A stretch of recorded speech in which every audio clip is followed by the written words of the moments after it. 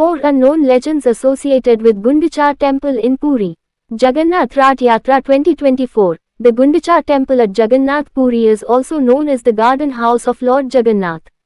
The 9-day Ratha Yatra, during which Lord Jagannath is worshipped at the Gundicha Temple, is the sole event held there during the year. Let's look at the 4 most important legends related to the Gundicha Temple. The Garden House of Lord Jagannath is another name for the Gundicha Temple in Jagannath Puri in the state of Orissa. It is surrounded by walls on all sides and is situated in the center of a lovely garden. It is located around 3 kilometers away from the Sri Mandira, Jagannath's main shrine. The renowned Puri Ratha Yatra follows the Bada Danda, or Grand Road, which has these 2 temples at either end. The 9-day Ratha Yatra, during which Lord Jagannath is worshipped at the Gundicha Temple, is the only event that occurs there during the year. Nevertheless, at this period, foreign visitors who are not permitted to enter the Jagannath Temple are welcome to enter. Let us check out the 4 significant legends associated with the Gundicha Temple. Jagannath Rath Yatra 2024, 4 legends associated with Gundicha Temple. Named after Gundicha, the wife of King Indradyumna. Gundicha, the queen of Indradyumna, is said to be the inspiration behind the name of the Gundicha Temple. The Mahabharata claims that Indradyumna, a Malava ruler, was the son of Bharat and Sunanda. According to legend, while the divine architect Vishwakarma was constructing the Jagannath Temple, the Queen Gundicha was so taken in by the sight that she asked her husband Indradyumna to construct a second, identical temple in the god's honor. She also wanted her husband to go on the Ratha Yatra. Therefore he established the tradition of a husband following his wife's desires and traveling on the Ratha Yatra. 2. Sri Chaitanya Mahaprabhu and the Gundicha Temple. The Bhavishya Purana states that Chaitanya Mahaprabhu was the combined form of Lord Krishna and Sri Radharani.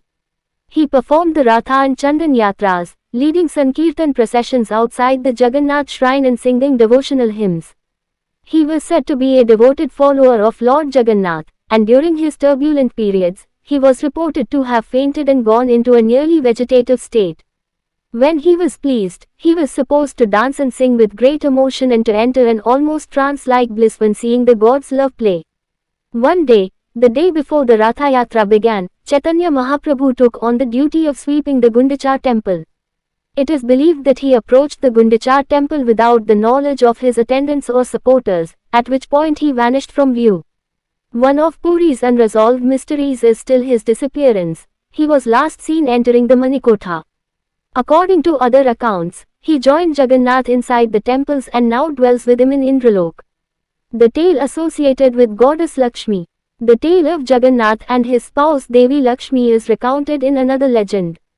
After locking Lakshmi in the Jagannath temple's storeroom, Jagannath moves to the Gundicha shrine to stay for a week.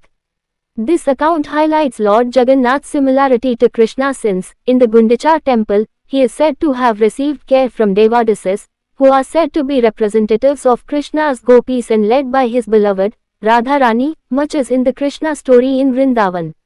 When Jagannath returns to his temple, Lakshmi enters and covers him with magic dust, causing him to forget his adventures with the Devadasis and reunite with his own spouse or lover. The tale of goddess Gundicha. According to another tale, the temple's name comes from a local deity called Gundicha, who is said to be similar to Durga. Legend has it that Krishna Jagannath, along with his brother and sister, would visit her every year as his aunt. It is said that Gundicha may heal certain deadly diseases, the most amazing being smallpox. At this time, Bengal was experiencing a smallpox outbreak, and people prayed to Gundicha in hopes of curing the afflicted. Odia word, Gundi, means smallpox.